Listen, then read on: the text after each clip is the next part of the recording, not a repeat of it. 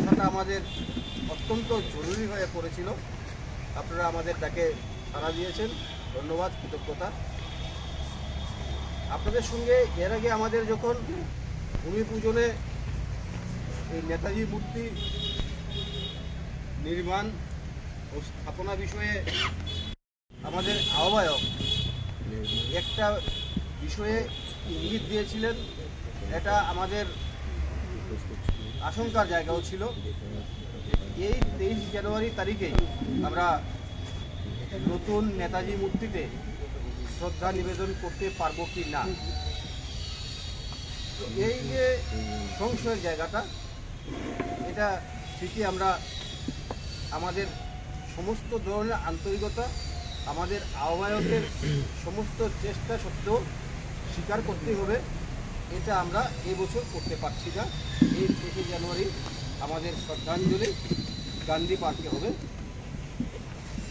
ফলে এই গান্ধী পার্কে নেতাজি জয়ন্তীতে আমরা কি করতে চলেছি, কীভাবে এবার নেতাজি জয়ন্তী উদযাপিত হবে শিলচর নেতাজি মূর্তি নবনির্মাণ ও স্থাপনা কমিটির তরফে, এই ব্যাপারে আপনাদের সামনে গত 27 জানুয়ারি 27 ডিসেম্বর আপনার সবাই মাননীয় বিধায়ক তথা নেতাজি মূর্তি নবনির্মাণ ও স্থাপনা কমিটির আহ্বায়কে যাকে গান্ধী ভবনে যে প্রেস মিট রয়েছে, তখন আপনারা মোটামুটি আপডেটটা সব পেয়ে গেছিলেন। মহীশূরে অরুণজলি টিমের দ্বারা মূর্তি শেষ পরিত্রাণ চলছে। এখানে ইতিমধ্যে আমরা যেহেতু আমাদের বিধায়ক স্যার দিনরাত লেগে যেগুলো মেইন হার্ডল ছিল, সবচেয়ে কষ্টের ব্যাপার হলো utility shifting, electrical line shifting, হাইমার শিফটিং, এগুলো সব কাজ হয়ে গেছে এবং ট্রেনের ডিজাইন ড্রয়িং কমপ্লিট করে কাজটা শুরু হয়েছে এবং ডেট ধরার চেয়ে আমরা কাজটা সুষ্ঠুভাবে করাটাই বেশি বোধহয় জরুরি। এই জন্য 28 তারিখে ভূমি পূজনের দিনে একই দিনে কিন্তু রাঙ্গিরখাড়ি থেকে যে বর্তমান নেতাজির প্রতিমূর্তি এখানে এনে সসম্মানে শ্রদ্ধা সহকারে এখানে স্থাপন করা হয়েছে যাতে, এবং এইটা কিন্তু ওই দিন ভূমি পূজনের দিনই এবং আগের দিনের প্রেস কনফারেন্সেও আমাদের মাননীয় বিধায়ক বলেছিলেন যে এবছর যদি 23 তারিখে সম্ভবত হবে না, আমরা নেতাজির যে অনুষ্ঠান সব কিছু এই গান্ধী ভবন গান্ধী ভাগেই হবে।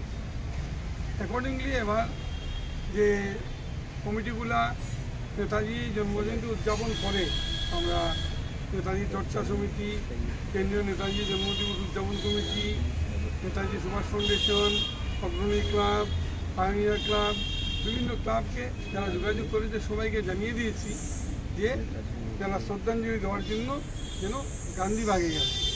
এবং আমাদের এই কমিটি নেতাজি মূর্তি নবনির্মাণ ও স্থাপনা কমিটির সদস্যরা, বিশেষভাবে আমাদের নেতৃত্বে যিনি আছেন মাননীয় বিধায়ক, তিনি সকালে আমাদের যে কেন্দ্রীয় নেতাজি জন্মদিন উদযাপন কমিটির বিভিন্ন স্কুলের যে ছেলেমেয়েরা প্যারেডে অংশগ্রহণ করে সেখানে যাবেন এবং নেতাজি জীবনপঞ্জি নেতাজি সুভাষচন্দ্র বসু জীবনপঞ্জি একটি পুস্তিকা আমরা প্রকাশ করতে চলেছি, যা মাননীয় বিধায়কের হাত দিয়ে উন্মোচিত হবে ওই মাঠেই। তারপর ওখানে মার্চ প্যারেড পরিক্রমা করে দেখে অভিবাদন গ্রহণ করে আমরা ঠিকানে চলে আসবো। নেতাজির জন্ম মুহূর্ত 12টা 15 মিনিট।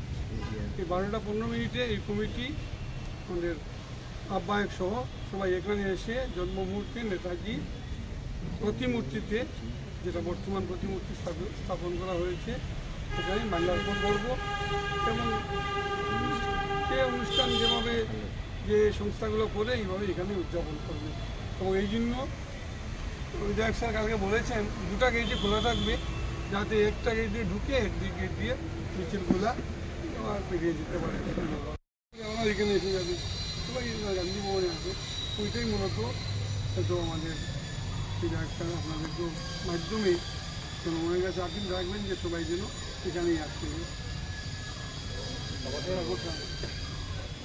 আমাদের আহ্বায়কের রূপনারায়ণ গুপ্ত আছেন, আমাদের দেবজ্যোতি স্বামী, সঞ্জয় রায়, সুভাষ বর্মন, সুভাষ বর্মন, ডক্টর বিভাস বিভাস দেব, আর আমাদের সেন্ট্রাল আছেন নিখিল পাল। নেতাজি মূর্তি আপনারা বিভিন্ন মূল্যবান বক্তব্য আপনার সঙ্গে তথ্য ভাগ করে নেবেন।